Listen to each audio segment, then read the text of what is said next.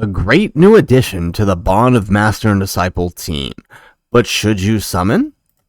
How's it, everybody? Celtic Link here. We're back for another Dokkan battle video. In today's video, we are taking a look at the upcoming STR Piccolo and Gohan and determining about 18 hours here on Global Dokkan. As always, when we take a look at these, we are going to look at the unit itself, determine whether that unit is good enough, strong enough to warrant a summon on their banner. Then we'll take a look at the banner itself. What is on that banner, and is there anything worth your stones that, should you choose to summon, will benefit you? And then finally, we'll take a look at what lies ahead. If you choose to summon on this banner, what might you be giving up in the near future? So, first off, let's start with the unit itself. What is this unit doing that makes them so good? Well, first off, they are a Bond of Master and Disciple or Saiyan Saga category key 3 HP attack defense 170. They get an additional attack and defense 30% for characters who are also on Earthbred fighters. So, I mean, more or less outside of Vegeta and Abba, this pretty much covers every Bond of Master and Disciple unit. Well, and I guess the Beeruses and Whis and all that stuff aren't covered under the 200%. But all your Trunkses, all your Piccolos, all your Gohans, they're all on this category. So really nice. They all fit their lead for the category, because you'd rather be running two of these guys than two of the Int Gohan, to be completely honest. So honestly, really good leader. Now, while in the Piccolo and Gohan form, they are key 2 attack and defense 150%. They have an additional 150% attack boost. The less HP, the greater the attack boost. So they're one of those units, like, the lower you get to, the closer you get to death, the stronger they get. Normally, most units are the opposite, but these guys kind of work better at low HP. They also get an additional 100% when performing a super attack. They reduce damage received by 40% if HP is 50% or more when receiving an attack as the first or second attacker in the turn. They also give Bond of Master and Disciple or Saiyan Saga allies key 2 and attack and defense 30%. They also give super class allies key 1 and attack and defense 30% for 3 turns as the third attacker in a turn. So this is a really neat effect, right? So, you know, for the turn, right? So if they're in slot 3, which is realistically where you're keeping them, if they're in slot 3, they may not have their damage reduction, but what they are providing for the team is 60% support for the turn, and then 30% for the 3 turns until they show up again, right? They know you're going to put these guys in slot 3, so they gave them an effect that not just lasts for 2 turns, but 3 turns. That is a very powerful skill to have on a support unit.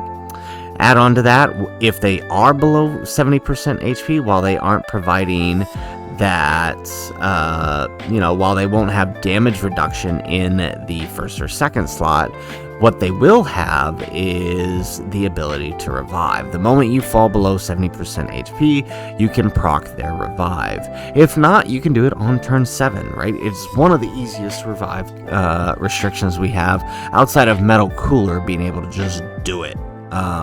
So very nice there. And the neat thing is, the revive is actually really good, right? If we take a look, once revived, not only do they recover 70% HP, but now Gohan is the exchange into Gohan after that revive is kind of insane. He's got key 2 attack defense 150%. He has an additional 100% attack and defense when performing a super attack if HP is 58% or more, which it will be on that revive turn, right? Plus an additional attack 100%. He has an additional attack and defense 300%, right? 300 is a huge multiplier.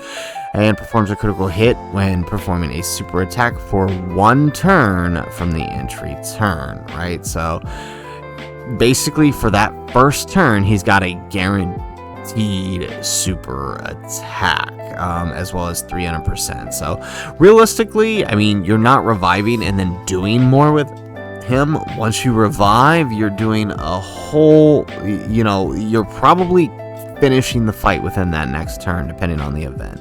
Remember, this guy released in the short event meta with the likes of the Dismal Future Red Zone. So at the point in which he's reviving, you're probably finishing by the time that is up. Now, he does have a great chance of performing a critical hit when there's a Pure Saiyans enemy, and he does give allies Ki too. He does have the ability to evade enemies' attack, including super attack, for 1 turn from the character's entry turn, and after that it becomes a 50% chance of evading enemies' attacks starting from the 3rd turn in which the character or ally, as long as there's a character or ally who includes Goku on the team. So basically, you revive, you chuck him in slot 3, he does what he needs to do, he dodges, he doesn't get hit, and then you're finishing the fight, right? Either with him or not, and then he just dodges, and then you finish the next turn, right? Like, he's got a whole lot of protection going on. And the best part about this is, he's on Bond of Master and Disciple, he's on Hybrid Saiyans, he's on Earthbred Fighters, Entrusted Will, right?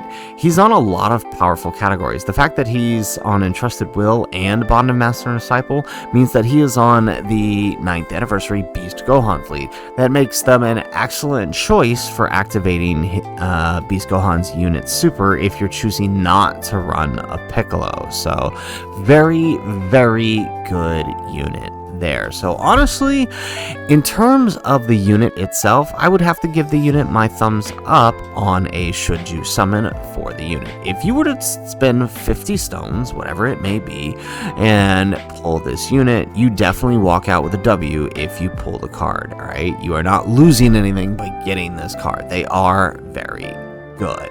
But, of course, the units don't exist in a vacuum.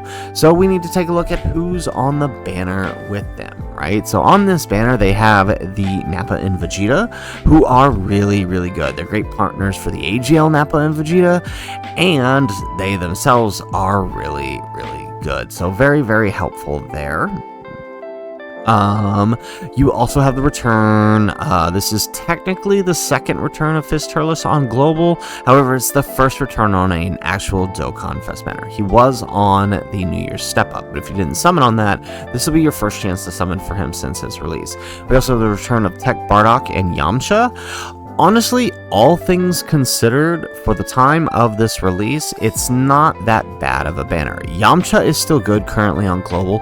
Turles is still good currently on Global. In fact, Turles gets a bit of a glow up in the 9th anniversary for the fact that there is a bunch of superclass and Goku type enemies, right? So there is some value to be had here. Obviously, Ginyu and Raditz are Ginyu and Raditz. Ginyu was good, but he has sort of aged now. He stacks a little bit too slow for some of the events that released around his time, and then Raditz is, well, Raditz. So, 4, including the banner unit, of the 7 featured units here are actually quite good. So honestly, there is a bit of value to the banner. So, I mean, that said, given that the 4 are featured, that the 4 are good, I still kind of have to say there's unless they do something specifically to entice players for the banner, such as offer discounts, I can't say that there's a whole lot of value that will be useful moving forward in this banner, right?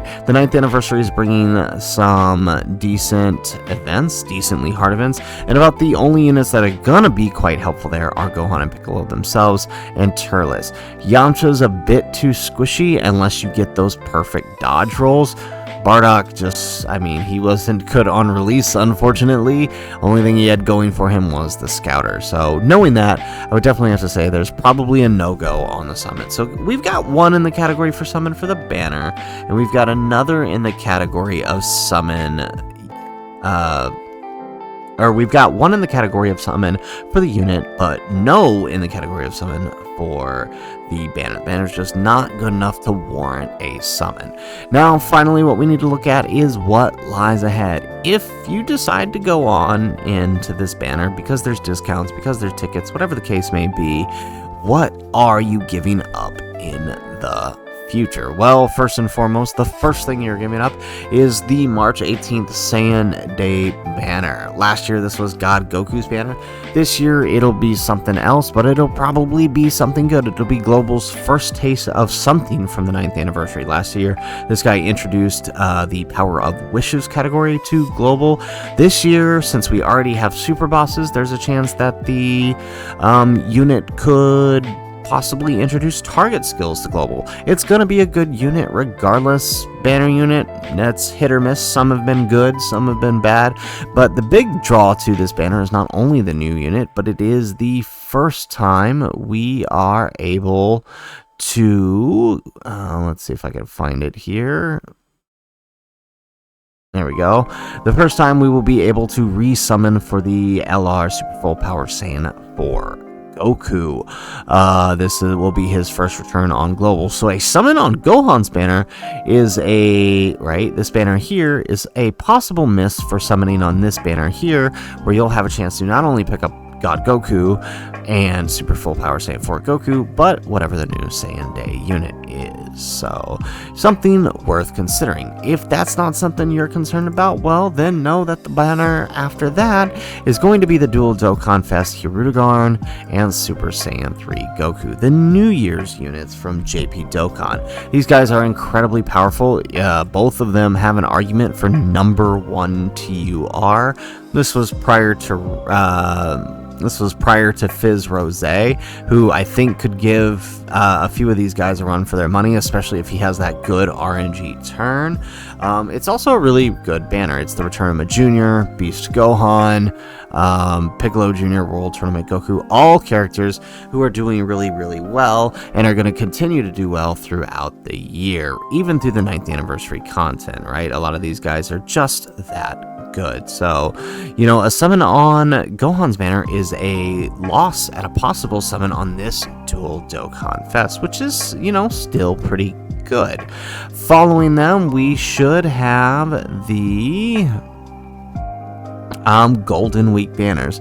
That is the last year we had the World Tournament Goku and the Piccolo Jr. banners. This year we don't know what it could be. Could be like a Namek Saga thing, or Saiyan Saga, Goku versus Vegeta. It's always some type of versus Dual Dokkan Fest. So no idea what it could be this year, but it always kind of has the same setup, right? You'll have your New Year's units, you'll have your previous Golden Week units, and then so whatever characters sort of fit the theme, right? So these characters all fit the powerful comeback theme, which was his secondary leader skill, and then these characters all fit the gifted warriors leader skill, except for Gohan. Still not sure why he's here, but they are there. So it's gonna be a really good time. It's a Dual Dokkan Fest followed by a Dual Dokkan Fest.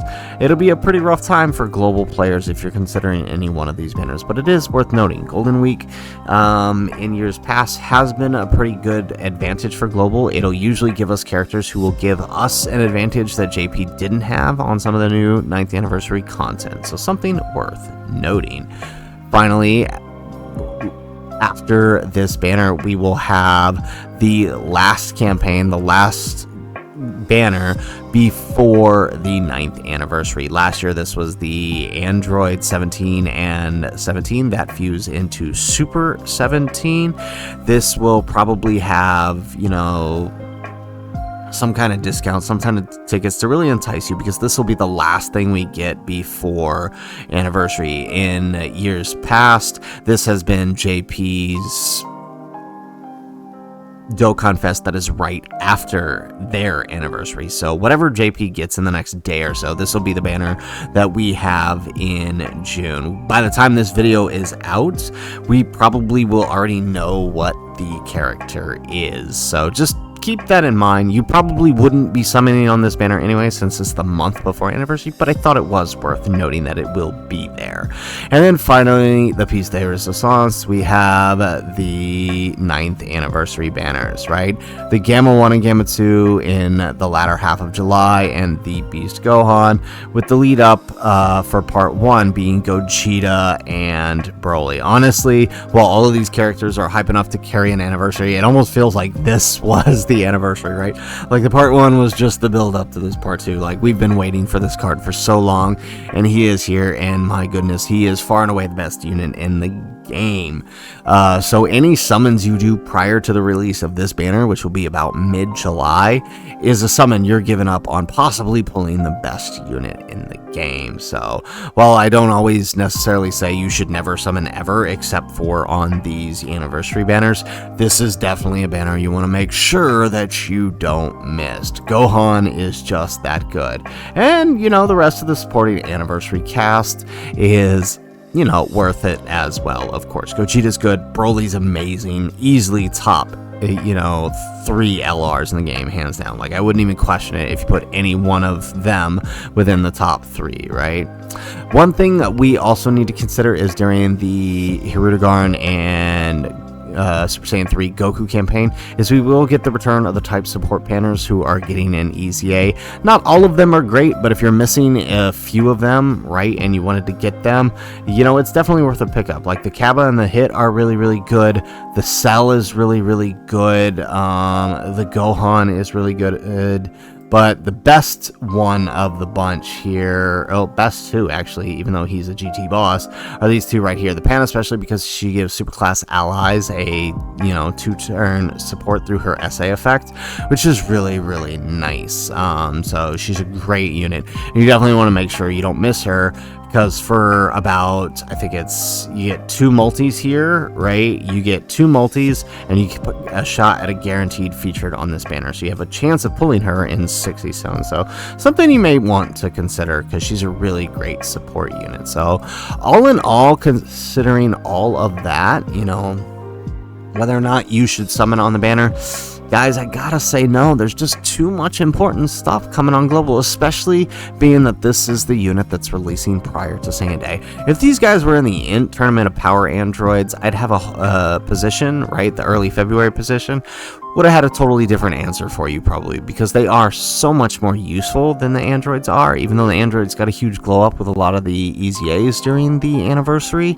I would still have to say that these guys, you know, you're better off just waiting until Saiyan Day or waiting until one of those banners after that, because you're giving up a lot by choosing to summon on these guys, and, you know, especially your anniversary saving stones. So we've got 1 for the unit, but we've got 2 against it for the banner and what lies ahead. So unfortunately, guys, this is one of those few banners that I have to give a no-go on the summon. It's too important that you save your stones for those big upcoming banners, especially if Golden Week ends up being good, especially if Saiyan Day ends up being good, or, you know, just save for Beast Gohan during the anniversary. He would be worth any amount of waiting that you do throughout this year, I gotta say.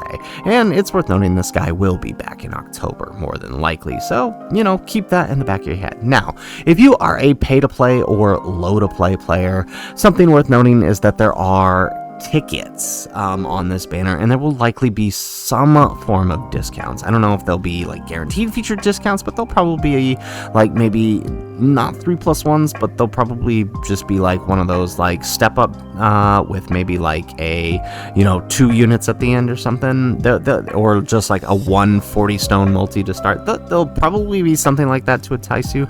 But what's interesting is the tickets here aren't your standard Dokkan Fest tickets like we get for a banner. They are Join Forces tickets. They are named tickets, which means that this ticket likely has some kind of special value, whether it is like one of those 20 tickets where you get 2 units, or it's one of the guaranteed, or it's one of those tickets where you have a guaranteed featured for 20 units. We'll have to see when that comes out. We won't know until the banners drop and we can actually use the ticket. But if you're play to play, low to play, I would definitely say grab the tickets, you know, try your luck there, but then save your stones. So, guys, that is it for our video. If you liked the video, make sure you hit that like button and subscribe to the channel if you have not already. And in the comments down below, let me know, do you plan on summoning for Gohan? If not, what are you saving for? Are you saving for the big bad beast Gohan here coming up in July, or is there somebody else who is catching your attention along the way? Let me know in the comments down below. Otherwise, guys, as always, thanks for watching, and aloha.